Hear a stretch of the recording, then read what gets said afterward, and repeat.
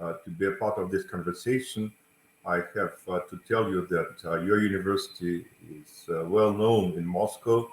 Indeed, it is one of the most distinguished centers, especially if we are talking about engineering schools, and we follow your activities with a lot of attention, a lot of sympathy.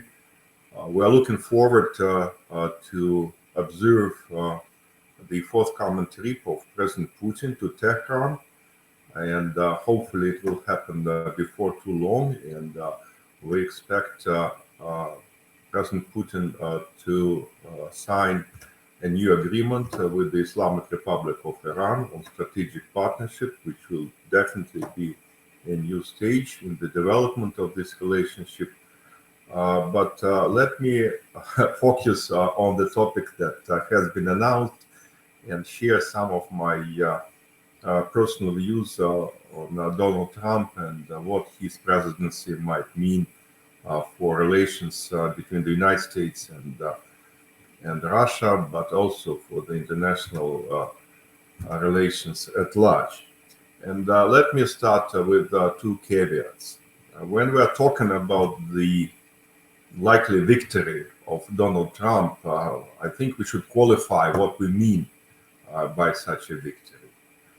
Is it going to be a landslide victory with Trump just destroying Democrats and winning in a very convincing way, or it will be a very close race like what we see right now, and the final outcome of this race might be defined in just 2 or 3 swing states, like Pennsylvania or Michigan or maybe another state.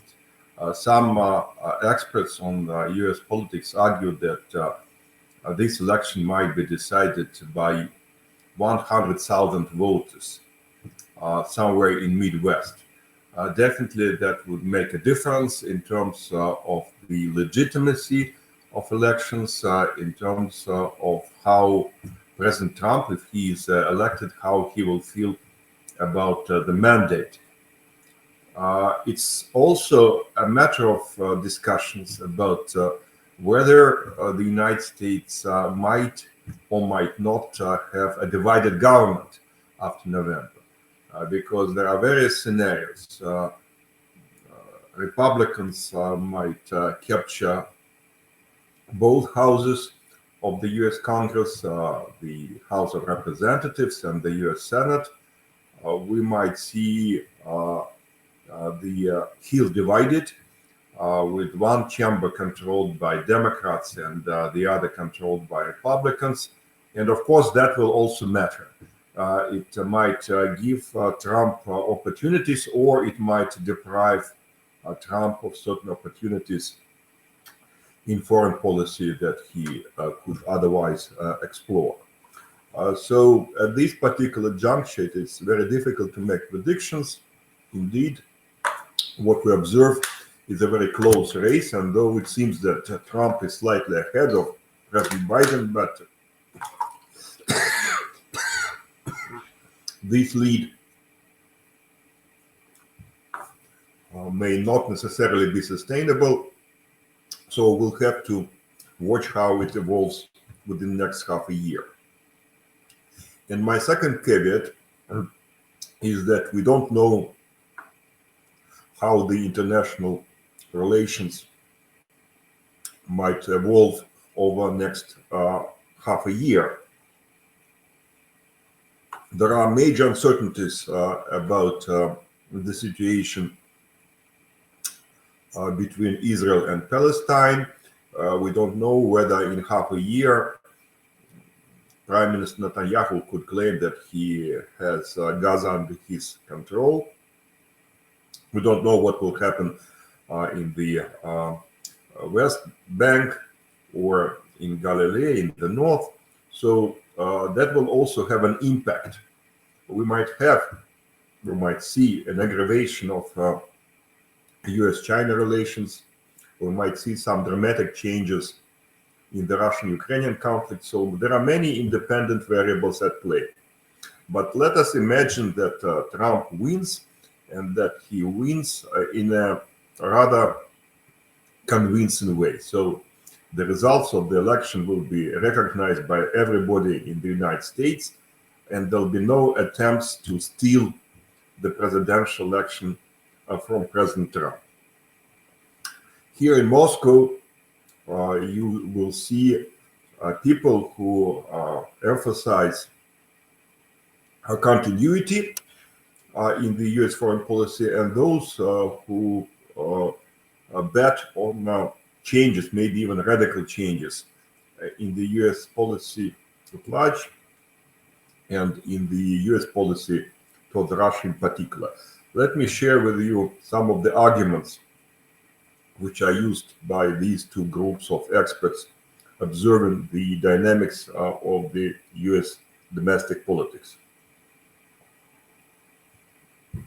Those who emphasize continuity usually refer to the first presidential term of President Trump. And they argue that though he made a couple of very unorthodox, strong, flamboyant statements, and he suggested a break with the administration of Barack Obama, but in reality, we didn't see that many changes. And I have to confirm this view because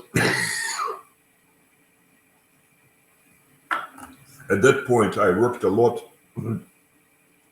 with the NATO bureaucracies in Brussels, and I can tell you that the US delegation under Trump was not that different from the delegation under Barack Obama. And as you probably know, Trump made a couple of statements arguing that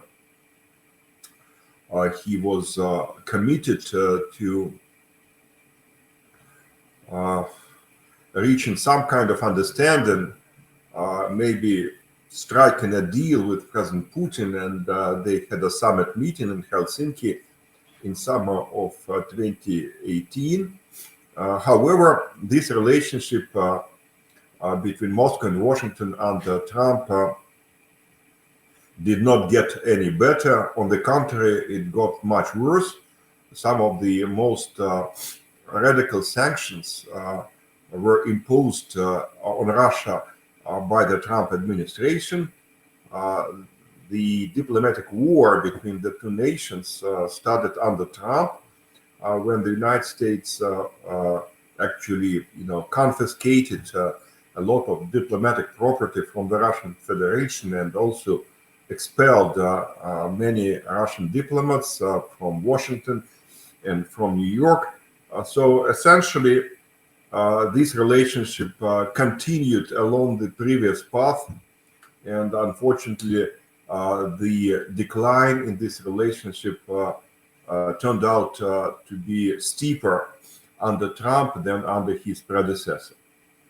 So those who analyze this trend usually argue that we should not overemphasize personalities of particular presidents. We should rather keep in mind that the US foreign policy has always been and continues to be bipartisan, and that basically a lot in this foreign policy is a responsibility of the so-called deep state. So bureaucrats, think tanks, foundations, media outlets, as well as congressmen and their staff play a very significant role in the US foreign policy. And this is why you cannot expect a president, no matter what inclinations this president might have, you cannot expect him to make that a significant difference. Others would also add that it would be wrong to assume that Trump was and continues to be a friend of Vladimir Putin. He might respect strong leaders like Putin or Xi Jinping or Erdogan, but it doesn't mean that he would be ready to yield to these leaders. And we had a couple of examples when Trump had nice summit meetings, including that with the North Korean leader Kim Jong-un. He had at least 3 summit meetings with him, but that didn't result in any specific breakthroughs on the Korean nuclear portfolio issues. Let us also keep in mind that Trump has his own attitudes towards certain elements of US-Russian relations. In particular, he does not have too high opinions of the strategic arms control. And it was under Trump when the United States decided to withdraw from the INF Treaty. And moreover, Trump was not really willing to think seriously about an extension of the so-called New START agreement between Moscow and Washington either. So these are the arguments of those who believe that continuity is likely to prevail over change. However, there are others who believe that we should not completely rule out changes and innovations in the Trump foreign policy. And one of the arguments behind this logic is that if Trump is re-elected, if he comes to power for the second time, his second administration will be very different from the first administration.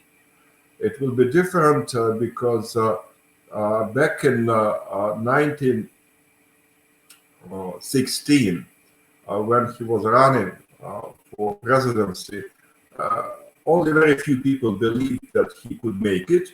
And actually, he didn't have a strong team. He was a lone rider, so to say. And that's why he had very serious problems in putting together his administration in January of 2017. This time, if he's elected, it will be different because already very many institutions, very centrist universities, media, very many retired statesmen and bureaucrats are working for Trump. So he will be much better prepared this time than he was when he got to the White House for the first time. Moreover, Trump will seek revenge. He will try to inflict damage upon the so-called deep state, because in his view, the deep state mistreated him and humiliated him after he had to leave the White House. So in this sense, changes might be more significant than what we saw back in 2017. Another important difference that we should keep in mind is that Trump does not have such strong beliefs as President Biden has. President Biden indeed looks at the world as a battlefield between democracies and autocracies. And one of his priorities was to put together a coalition of democracies, and this is exactly why he had these 2 summits for democracy. And he tried to consolidate like-minded countries in the first place. If you look at Trump, he doesn't really care about the domestic political arrangements of partner countries. He does not really distinguish between democracies and autocracies. If you remember, he made his first trip to Saudi Arabia, which could hardly qualify as a liberal democracy. So in this sense, it might be easier for Trump to deal with President Putin. One should also add that Trump has always been respectful, at least formally respectful to President Putin. He never allowed himself to call Putin a criminal or a murderer, a killer, and that's why it might be easier for him to deal with the Russian president compared to Joe Biden, who made a couple of very strong and very derogatory statements about the Russian leader. So psychologically, it might be easier for Trump to deal with Putin. It might be easier for Putin to deal with President Trump if President if Trump comes to power. I think that the major difference between the two is that President Biden thinks about the U.S. leadership. He thinks about how to restore and how to enhance the U.S. leadership in the world. He is ready to engage in multilateral institutions, though many of us would call this engagement only pseudo-multilateral, because indeed this multilateralism should camouflage the predominant positions of the United States, the U.S. hegemony in the world. Trump doesn't care about the U.S. leadership so much. He cares about the U.S. exceptionalism. He wants to restore this exceptionalism. That's why he will concentrate much more on the domestic agenda rather than on the international agenda. In terms of foreign relations, the odds are that Trump will be much more situational and much more transactionalist rather than compared to President Biden. He's likely to try to cut specific deals which would bring immediate returns on his political investment. He is not ready to wait. He is not ready to demonstrate patience. I think he will go for low-hanging fruits. And definitely such low-hanging fruits in relations with Russia will be hard to get. That's why, I think that he might try to broker a deal on Ukraine, but I think it would be very difficult for him because neither side is likely to be ready to accept a compromise solution that he might come up with. I think that it's more likely that such a compromise is going to come from another destination, for instance, from China. I think Trump is not going to lift sanctions which were imposed on Russia, but he might waive some of them, like it was the case, for instance, with the Jackson-Vanik Amendment. Many U.S. presidents were not ready or were not willing to work on lifting the amendment, but every year they passed executive orders which eased the abilities of Russia and the United States to work together despite the Jackson-Vanik Amendment being still in place.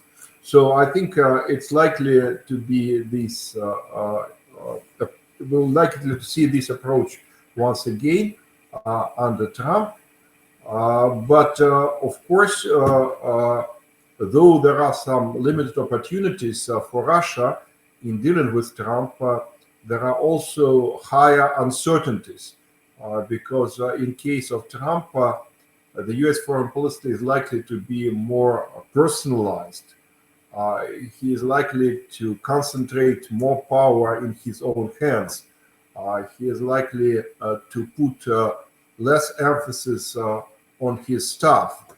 So the level of unpredictability, the level of volatility in the U.S. foreign policy at large and in the U.S. foreign policy towards Russia is likely to increase. And finally, let me end my introductory comments with saying that there is a pretty strong anti-Russian consensus in the United States these days. I don't think that this consensus will change in any dramatic way anytime soon. No matter who sits in the White House, this consensus will constrain any attempts to change this relationship for the better. Only when and if we see a very significant change in the composition of the US political elite, in the US military elite, we can expect a breakthrough in relations between Moscow and Washington. Thank you.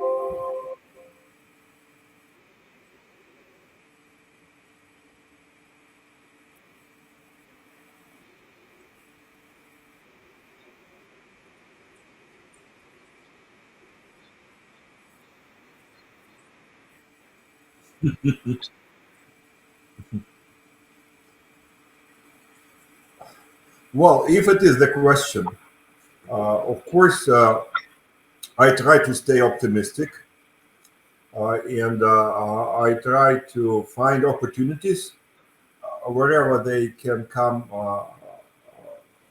from. And I think that every time when we see a change of the leadership in the United States, especially if a different party gets to power, the new leader tries to show that he is different, that he is not simply following the path of his predecessor. It is important to demonstrate a difference. And I think that this intention might create certain opportunities. Though, I'm not idealistic. I don't think that we will see a radical change. And as I said, there are not only opportunities, but also risks. But nevertheless, I think that we should not omit some openings that might emerge under President Trump. But let me also add one more point. I think that if we look at the opposite scenario, that Biden wins, I think that even this scenario might imply certain opportunities as well. Because when you have president entering his second term, when you have a president who does not plan to run for re-election, the level of flexibility of such a president is usually greater than during his first term. So I think that all of us, including Russia and China and Iran, should observe the developments in the United States after this election cycle is over, because we might hope to see more flexibility and therefore more opportunities to come. Though these opportunities will be limited and we cannot expect miracles.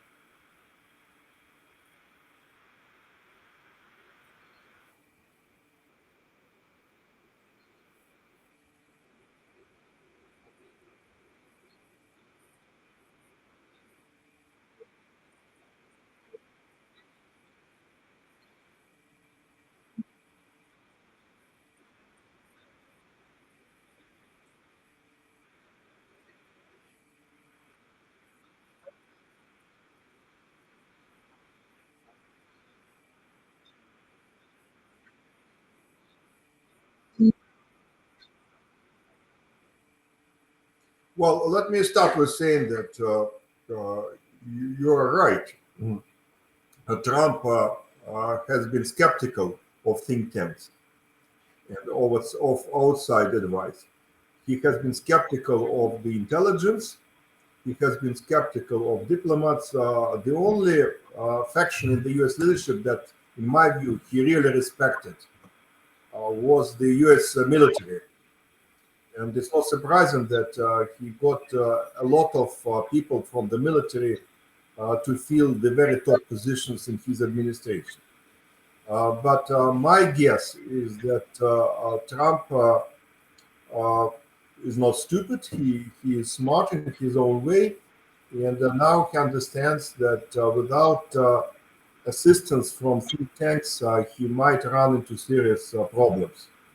So if you take Heritage, for instance, I know Heritage relatively well. I spent some time there many years ago, and of course, in certain ways, they can be very efficient in producing ideas and proposals. The quality of these proposals can be questioned, but they can be very energetic, and that might resonate with the psyche of Donald Trump. But still, having said that, I would like to emphasize that if we see Trump too in the White House, his personal imprint will be much bigger than that of Biden.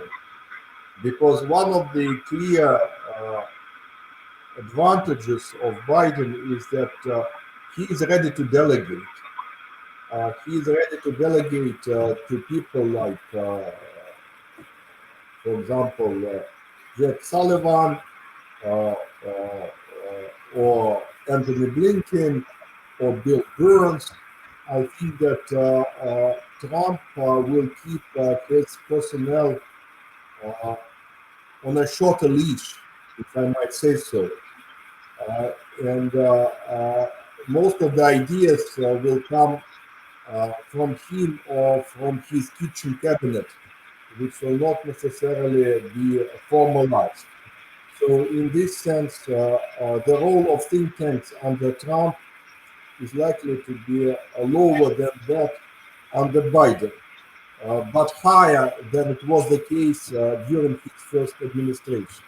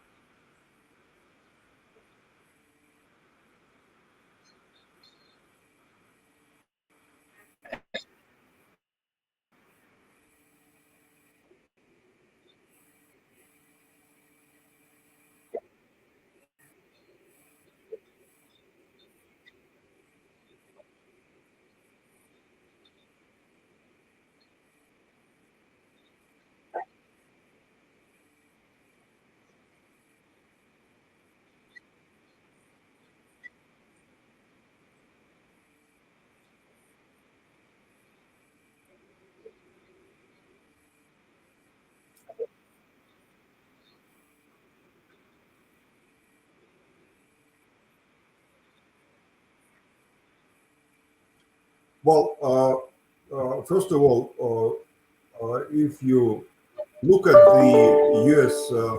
System of nominations, the president has a lot of power. He can, or she, if we have a she president, which is unlikely right now, but the president can nominate literally thousands and thousands of people to various positions. Not only in Washington, but also at the state level. Usually, since the president does not really have so many preferences, this process is semi-automatic. And there are some initiatives, there are proposals, and the president offers rubber stamps decisions which are made somewhere inside federal agencies on nominations. I think that this time it will be different because Trump is likely to seek revenge. Because he believes that he was mistreated and that was not just due to activities of his personal friend or personal enemies on the Hill or in the White House, but also because the whole machinery, the whole establishment worked against him. So personnel changes are likely to be more radical than they usually are. Trump is likely to have a major purge of personnel in various governmental agencies. Now, in terms of Russia, I don't think that he will easily find a significant pool of contrarian thinkers who might come up to the government with ideas that are likely to be very different from the current political mainstream. Because, as I said earlier, there is a strong anti-Russian consensus in Washington and in the political establishment at large.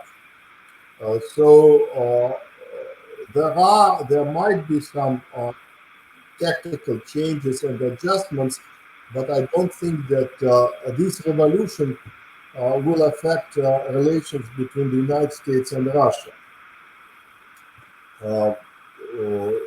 I think that Trump will have to demonstrate that he is also tough, that he is strong, that he doesn't yield to President Putin or whoever is in charge in the Russian Federation. But I can still see some potential changes. For instance, you mentioned heritage. And heritage is quite tough on Russia, but there are other sources of thinking in Washington which take a more flexible position on Russia. Take, for example, the Quincy Institute. They generate various interesting suggestions on how to change this relationship for the better. Look at the Stimson Institute. Again, a very interesting think tank with many ideas that I personally find potentially productive. Look at the Kennan Institute of the Wilson Center. So if you want to look for some alternative views, you will probably find them. Not in plenty, not everywhere, but there are some ideas that Trump might consider entertaining. I don't think that it will be a very rapid process. I don't think it will change the US policy towards Russia in a significant way very soon. But as I said, it might create certain openings, and then a lot will depend on how the Russian leadership reacts or does not react to the openings which might emerge in Washington.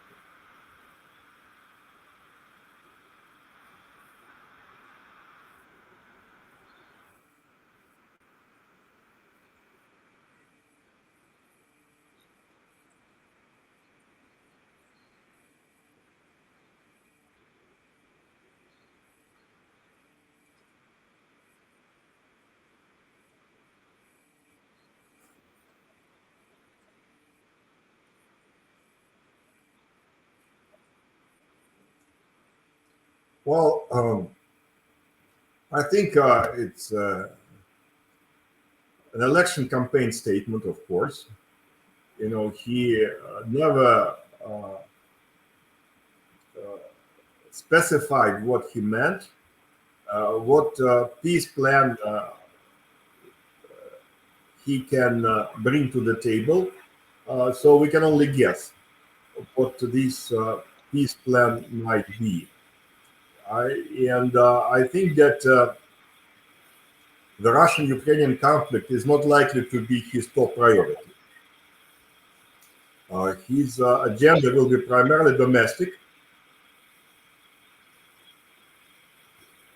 and his immediate goal in terms of the Russian-Ukrainian conflict will be to impose as large share of the overall burden of supporting Ukraine as possible on the European allies of the United States. He will definitely push European NATO member states to contribute more so that the United States could contribute less. This is clear that will be one of the first decisions that he's likely to make. Second, I think that in terms of his foreign policy, definitely his immediate priorities would be migration, and he will try to tighten the migration legislation to the extent possible. And his second top priority is likely to be China.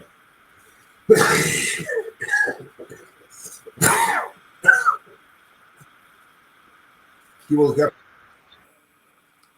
have to show that he can be tough on China than President Biden. So I expect a lot of rhetoric, but maybe a set of decisions that would create additional obstacles on the way for China to preserve access to some sensitive US technologies. You know, there is a formula in the United States which you probably heard of. This formula is called small yard and high fence. The formula implies that there should be only a very limited number of technologies that the United States would like to keep out of the Chinese reach, but the fence should be high, so the restrictions should be meaningful. I think that if Trump comes to power, under his leadership, the fence will be high, but the yard will grow. So that will be his top priority. In terms of Ukraine, I think that he would try to start a dialogue. For instance, he might announce an invitation to President Putin and President Zelensky to meet under his guidance and to discuss the terms of a possible agreement. So I think that for him, the PR component might be even more important than the content of such an agreement. He would like to demonstrate that Biden failed, and he, Trump, can succeed where Biden failed. So if you remember, for example, his first meeting with the North Korean leader Kim Jong-un in Singapore, he claimed this meeting to be a splashing success. But if you look at the document which they signed in Singapore, many experts concluded that the United States basically yielded on a couple of positions, and it was clearly not a victory for the United States. But for Trump personally, in terms of media appearances, in terms of social networks, in terms of the overall coverage, that was a clear victory. And probably he would like to play the same game on the Russian-Ukrainian issue as well, when and if he is elected. But definitely, he is not the only guy in town. There might be other mediators. I assume that for Putin, it would be more natural and more appropriate if such a meeting was to be brokered by Chairman Xi rather than by President Trump. So it might be too early to speculate about that because we don't know what the situation in the battlefield might be by the time the US presidential election is over. But I think that the role of President Trump in the reconciliation in Europe will be visible but not critical.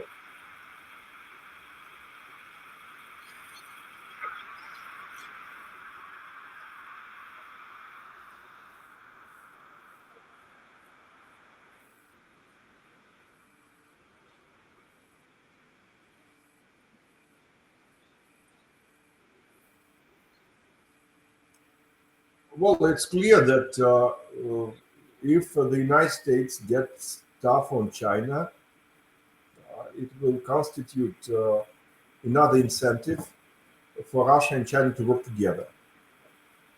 If China is exposed to sanctions, it will be inclined to use some of the existing Russian experience in how you live under sanctions and how you minimize the impact on sanctions on your economy.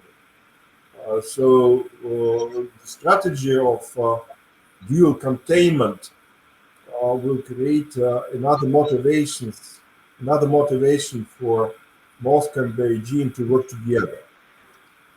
However, having said that, I should also emphasize that, at least in my view, Russia should not be interested in a complete disruption of the US-China relations, not to mention in a military conflict between the United States and China around Taiwan or around some other issue. Because if there is a complete break between Washington and Beijing, not to mention a military conflict between the two nations, it will have a fundamental negative impact on the global economy, and this impact will affect everybody, Moscow included. So if the global economy goes down the drain, if we see fragmentation and disintegration of the global economic system, all nations in the world will suffer, and Russia will suffer as well, because some of the main items of its export will be severely affected by the decline of the global markets and the demand on what Russia can offer. So, though Russia might be interested in some tensions between Washington and Beijing, I think that Russia should not be interested in a complete break between the two nations.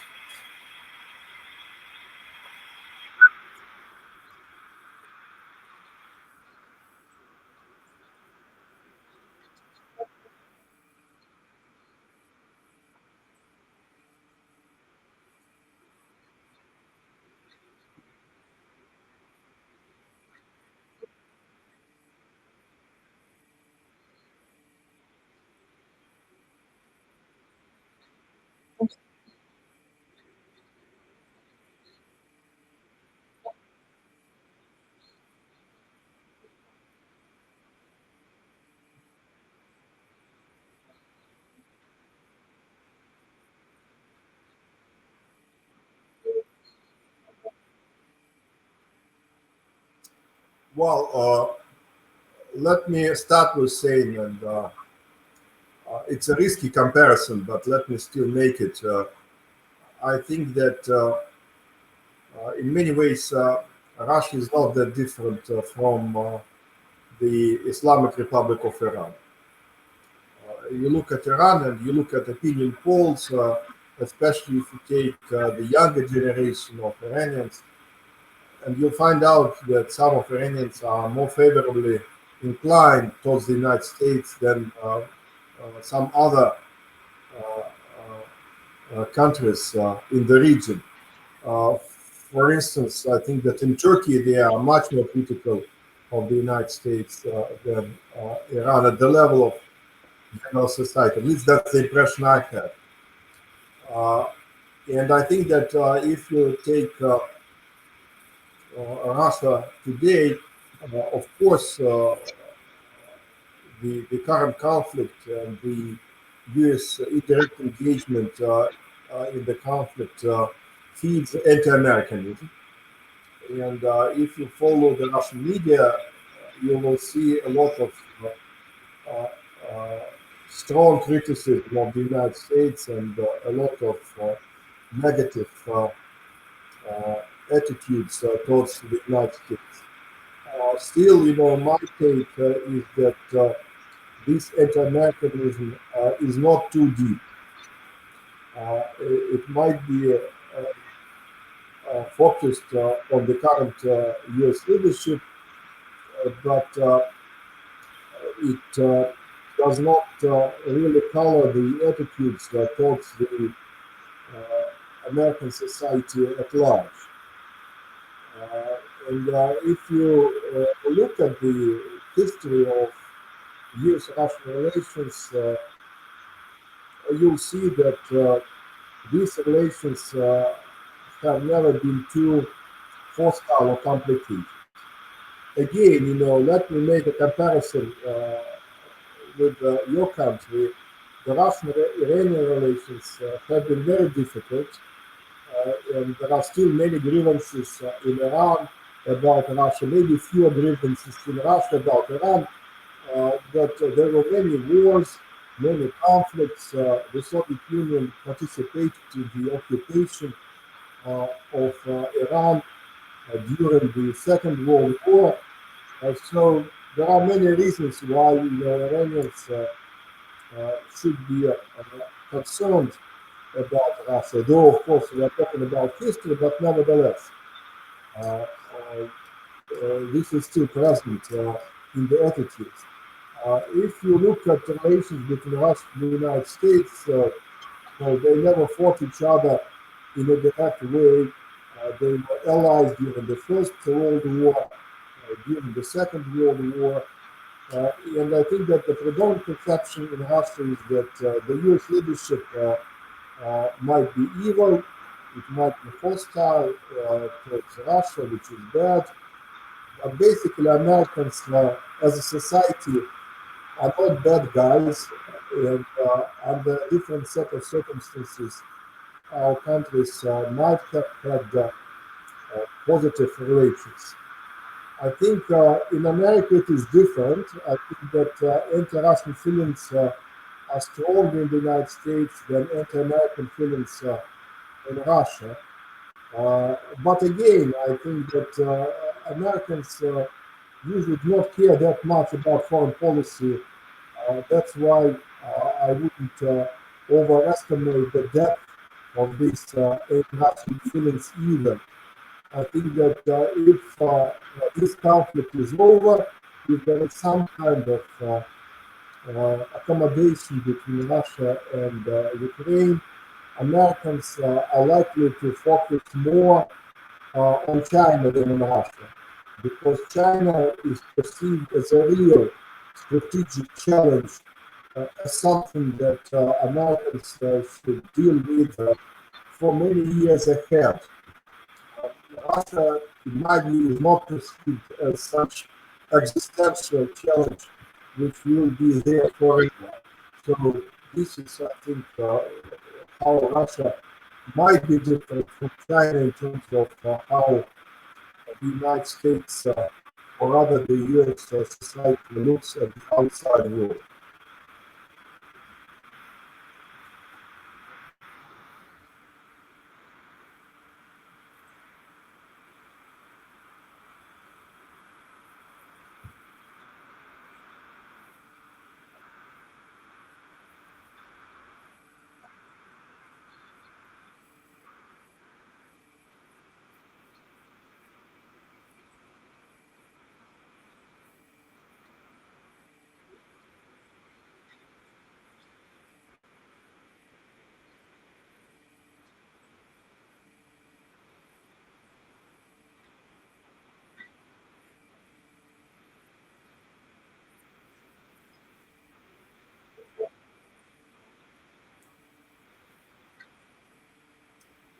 I think that Trump has always been skeptical about multilateral institutions like the United Nations or WTO or OECD in Europe, or even of NATO.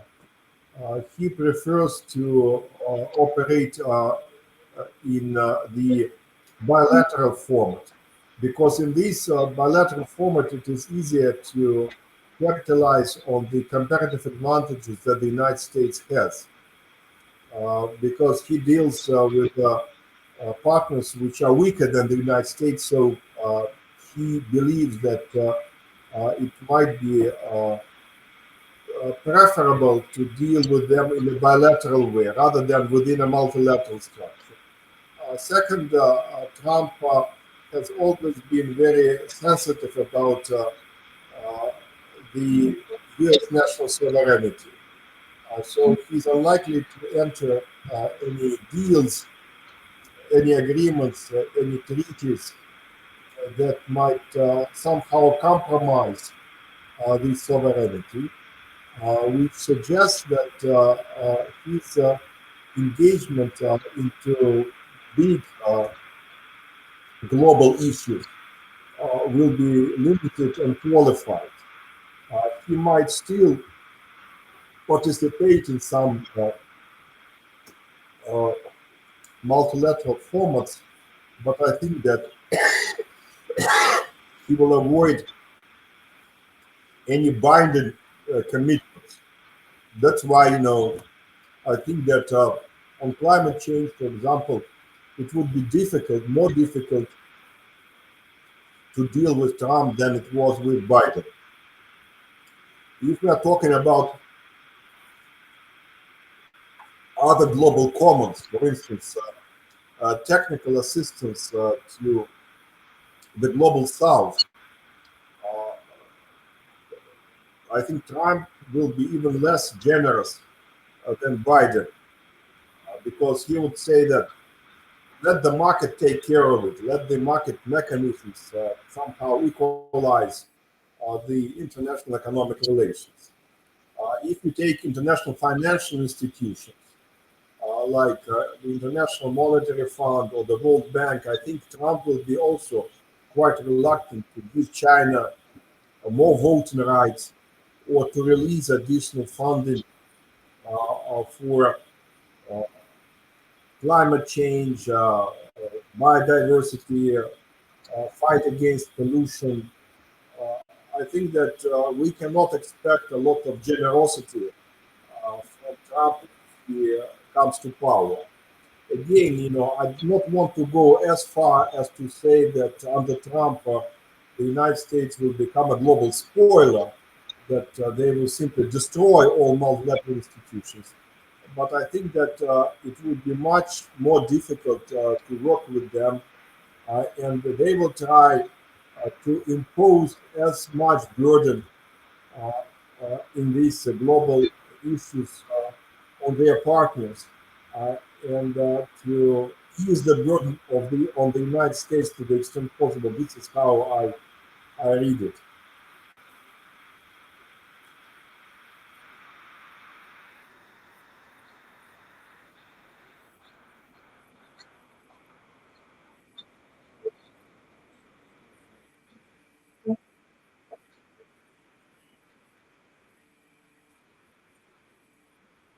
Well, I think that there is a formal set of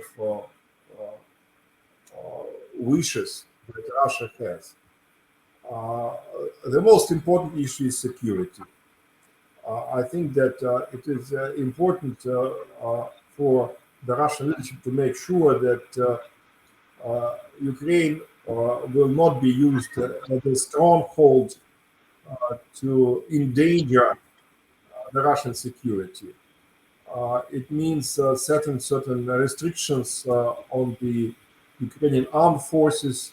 It means the neutral status of Ukraine in future. It means some confidence-building measures that would mean that the Russian leadership can feel at ease in terms of the Russian-Ukrainian border. So that remains an important factor. The second red line is the rights of the Russian-speaking population and people who would like to preserve their ties, links to Russia. That implies that what Lavrov describes as the realities on the ground, which implies that the regions which are inhabited primarily by Russian speakers and which have had this referenda on joining Russia should stay with Russia. And finally, I think that the Russian leadership opposes the idea that this problem can be resolved between Russia and Ukraine only. The perception here in Moscow, at least the predominant perception, is that it's not about Russia and Ukraine, it's about Russia and the West. So it means that if we are looking for some kind of a settlement, this settlement should, by definition, include some kind of agreement on the new European security architecture. So if they are talking about guarantees, security guarantees for Ukraine, Russia should also get some security guarantees, and we should make sure that all countries in Europe feel safe and protected. And that's why Russia rejects the idea that the settlement can and should be reached between Moscow and Kyiv. They want a settlement that would involve Brussels and arguably Washington as well.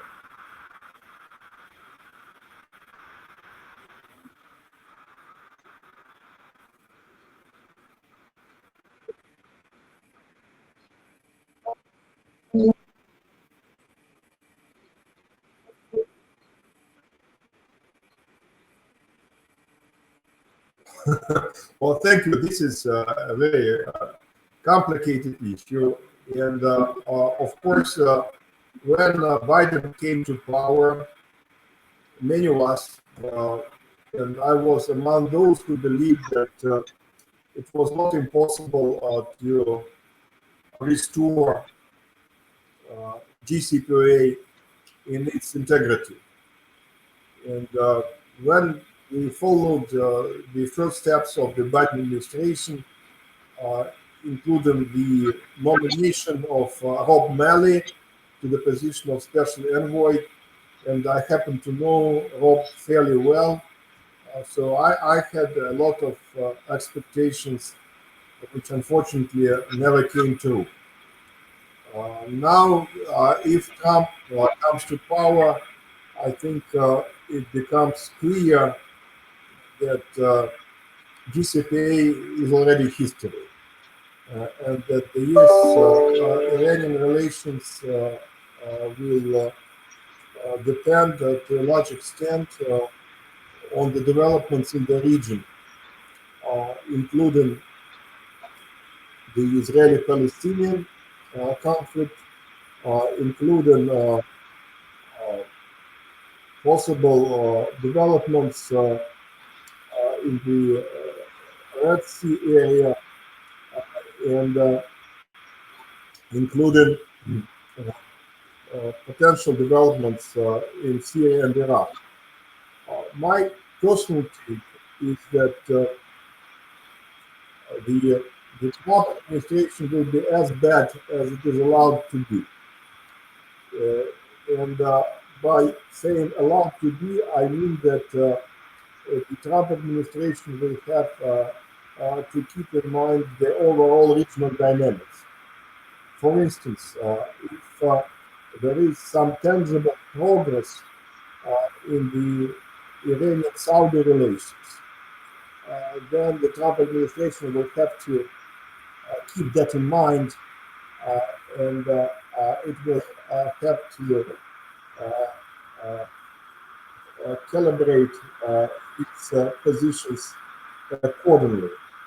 As I said, I like to stay optimistic, and I think that the Trump administration will be very unwilling to get involved into a direct military conflict with the Islamic Republic of Iran. I think it will not happen under Trump unless we have some case, unfortunate case of an inadvertent escalation, which I think is not very likely. But the pressure on Iran is likely to continue.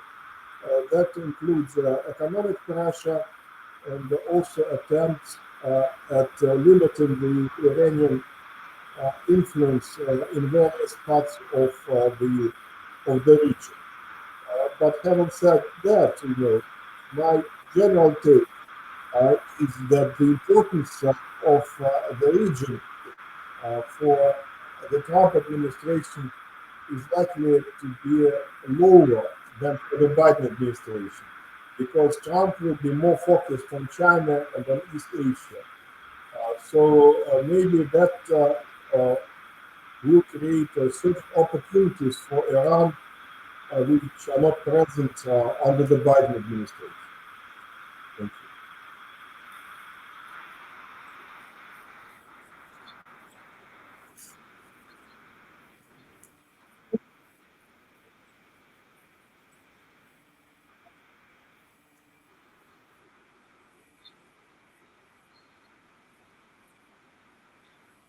Thank you.